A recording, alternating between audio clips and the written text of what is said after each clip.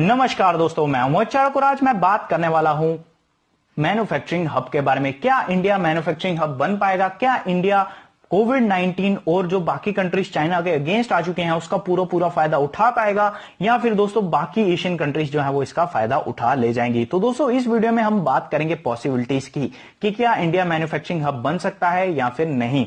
तो दोस्तों ये वीडियो मैं डेडिकेट करना चाहूंगा डॉक्टर तुषार मंत्री जी को। ये हमारे टेलीग्राम चैनल के ग्रुप मेंबर है और इनका कहना है हिस्ट्री और प्रेजेंट सिनेरियो को देखते हुए ये लगता है कि इंडिया मैन्युफैक्चरिंग हब नहीं बन पाएगा। तो दोस्तों इस वीडियो में हम उनके डाउट जो है वो क्लियर करने की कोशिश करेंगे। तो दोस्तों पहले बात करते हैं पहली पॉसिबिलिटी की जो मेरे को नजर आती है। पहली पॉसिबिलिटी है कॉर्पोरेट टैक्स। आप जानते हो कॉर्पोरेट टैक्स जो है वो निर्मला सीतारमण जी के द्वारा कट कर दिया गया है। पहले ये था 30% और अभी ये हो चुका है 25.17%।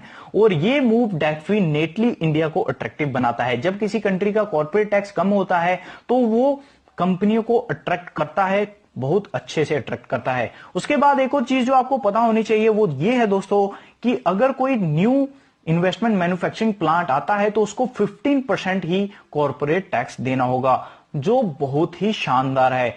एक और चीज जो मैं आपको बता दूं, अगर आप कंपेयर करो बाकी एशियन कंट्रीज के साथ तो 17% जो है वो सिंगापुर चार्ज करता है कॉर्पोरेट टैक्स। उसके बाद वियतनाम, थाईलैंड, कंबोडिया, ताइवान जो है वो 20% करता है। उसके बाद अगर मैं बात करूं दोस्तों बांग्लादेश की तो ये है 25%। तो दोस्तों दूसरी पॉसिबिलिटी जो मेरे को नजर आती है वो दोस्तों यूथ। इंडिया का यूथ आप जानते हो कितना मशहूर है, पूरे वर्ल्ड वाइड मशहूर है कि इंडिया में बहुत ही यूथ स्ट्रेंथ है। ये डेफिनेटली हमारे लिए एक स्ट्रेंथ है। जब किसी कंट्री का दोस्तों यूथ बहुत ज्यादा होता है वो डेफिनेटली दूसरी कंट्रीज को अट्रैक्ट करता है। उसके बाद एक और चीज जो मैं आपको बताना चाहूंगा वो ये है, एग्जाम्पल लेना चाहूंगा मैं चाइना की। जब 1780s में दोस्तों चाइना में मैन्युफैक्चरिंग प्लांट जो है वो लगना शुरू हुए थे तो चाइना ने भी इसी चीज का फायदा लिया था और गवर्नमेंट ने जो है वो बहुत ही अग्रेसिवली काम भी किया था। यही मेन कारण है कि चाइना जो है वो आज मैन्युफैक्चरिंग हब बना हुआ है। हालांकि ये रहेगा नहीं रहेगा हम नहीं जानते। एक और चीज जो चाइना करती है वो है दोस्तों डंपिंग सिस्टम। चाइना जो है वो हद से ज्यादा प्रोडक्शन करती है और दूसरे मार्केट्स पे कब्जा कर लेती है चीप प्राइसेस से। तो इससे तो आप जो है वो काफी ज्यादा वाजिब हों। तीसरी पॉसिबिलिटी है कंजप्शन। आप अच्छे से जानते हो हमारी 130 करोड़ से ज्यादा आबादी है। हम हर एक चीज रैपिड पेस से कंज्यूम करते हैं। तो एक इंडस्ट्री जो है वो अपना प्लांट और किसी कंट्री में क्यों सेटअप करेगी अगर उसको लगता है कि हमारा इंडिया में जो है वो मटेरियल अच्छे से कंज्यूम होगा और जल्दी कंज्यूम होगा।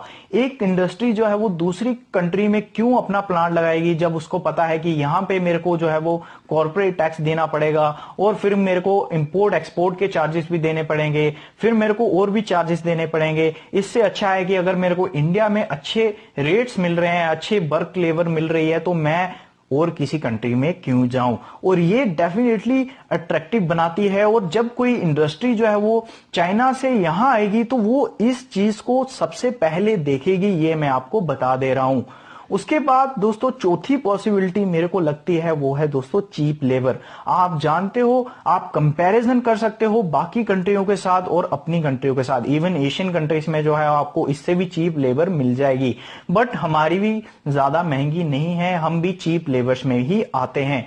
तो अगर किसी इंडस्ट्री को, अगर किसी प्लांट को जो है वो सस्ती चीप लेबर मिलती है तो वो डेफिनेटली उस कंट्री में निवेश करने का जरूर सोचती है। वो अपने मार्जिन जो है वो बढ़ाने की जरूर सोचती है कि चीप लेबर से हमें जो है वो ज्यादा से ज्यादा मुनाफा होगा।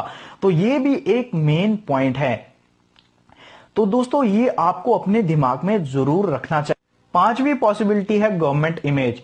दोस्तों अगर गवर्नमेंट इमेज अच्छी नहीं तो दोस्तों कोई भी कंपनी जो है वो अपने देश में निवेश नहीं करना चाहेगा। और आप जानते हो कि गवर्नमेंट इमेज जो है वो काफी अच्छी होनी चाहिए एक इन्वेस्टमेंट के लिए। हमारे में काफी ज्यादा मतभेद हो सकते हैं गवर्नमेंट को लेके कि ये मिनॉरिटीज के साथ ऐसा करती हैं या कुछ भी, काफी ज्यादा जो है वो मतभेद हो सकते हैं कि गवर्नमेंट ऐसी करती है, इसकी इमेज तो बिल्कुल भी अच्छी नहीं है। हम बात करते हैं वर्ल्ड वाइड इमेज की।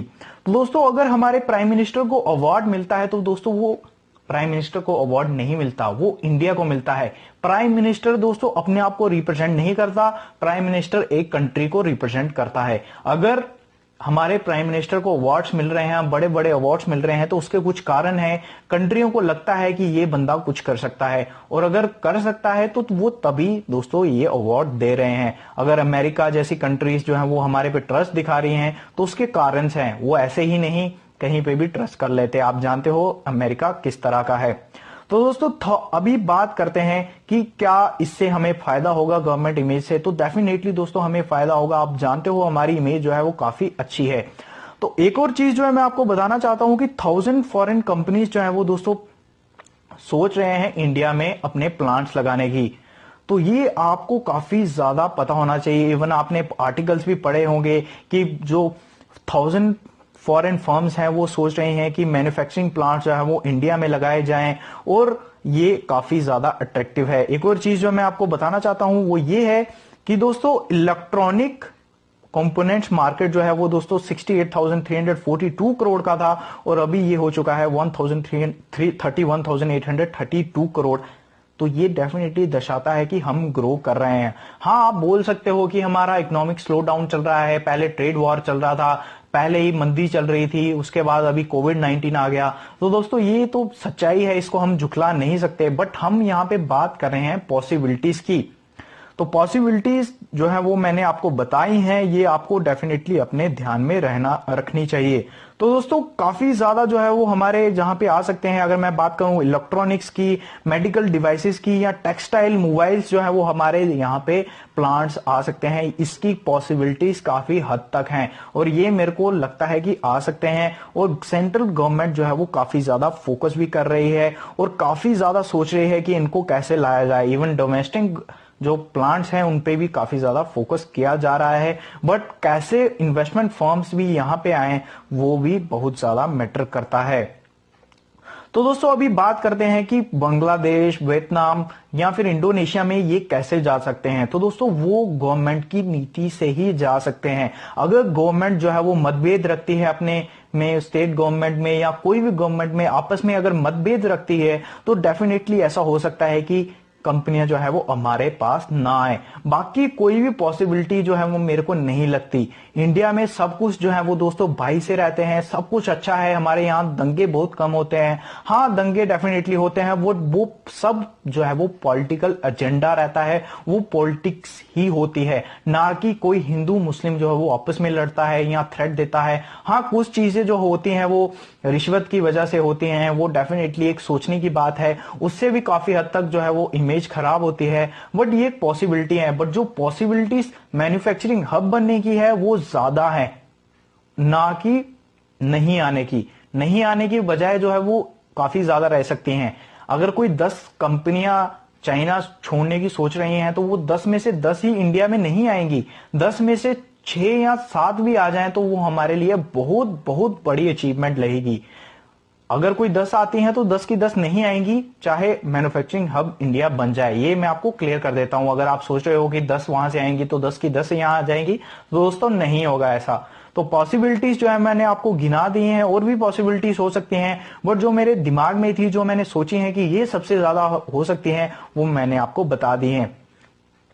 Corporate tax, cheap labour, consumption, यही सबसे ज्यादा मैटर करता है। अगर एक कंट्री में उनको मिल रहा है, अगर उनको टैक्सेस जो है वो दूसरी कंट्री में पहले देना पड़े, उन्हें पता है कि हमारा टारगेट, हमारा जो एम है वो दोस्तों इंडिया है, हम माल वहां पे बेचेंगे, तो दोस्तों एक कंपनी जो है वो क्यों ऐसा करेगी कि प्लांट दूसरी कंट्री में लगाए और माल अपना इंडिया में बेचे। ऐसा कभी नहीं हो सकता। वो जो है वो दोस्तों अपना माल यहां पे बेचेगा, और जो उनका एक्सपोर्ट इंपोर्ट का धंधा है वो तो जारी रहेगा ही रहेगा। इन बातों के ऊपर आपका ध्यान जरूर होना चाहिए। तो जो लगता है मेरे को कि मैन्युफैक्चरिंग हब किस कारण से नहीं बन सकता है, वो मैंने आपको बता दिया। वो टोटली गवर्नमेंट के मतभेद पे ही डिपेंड है कि वो कैसे इसे डील करती है, वो कैसे इसको कामली डील करती है। हाँ, हिस्ट्री में हमने डेफिनेटली देखा हमारी गवर्नमेंट ने जो है वो काफ़ी सुस्ती से काम किया और काफ़ी अपने मतलब के लिए काम किया, और इवन प्रेजेंटली भी जो है वो 100 आउट ऑफ 100 नहीं हो रहा है, इवन 70% भी नहीं हो रहा है, बट मेरे को लगता है कि अच्छे से 50% से ज़्यादा ये अच्छे से काम कर रहे हैं और आने वाले समय में ये अच्छे से काम कर सकते हैं और प्रेजेंट और फ्यूचर मेरे को अच्छा नज़र आता है। आपकी राय जो है वो मेरे से डेफिनेटली अलग हो सकती है, आपको जो लग रहा है वो सही भी हो सकता है, बट दोस्तों ये टाइम के साथ ही पता चलता है। बट जो मेरे को पॉसिबिलिटी नज़र आ रही हैं वो काफ़ी हद तक मेरे को लगता है कि सही साबित होंगी। तो दोस्तों मैंने जिस हिसाब से सोचा है, अगर आप उस हिसाब से सोचते हो तो डेफिनेटली अच्छा है, अगर आप ऐसा नहीं सोचते तो वो आपको टाइम के अनुसार जो है वो पता चल जाएगा। समय बहुत ही ज़्यादा मूल्यवान होता है, वो आपको पता चलेगा। एक गवर्नमेंट जो है वो हमेशा अपनी गलतियों से सीखती है। आई होप कि इन्होंने पिछली गलतियों से सीखा हो। तो वीडियो अच्छी लगे लाइक और सब्सक्राइब ज़रूर करें।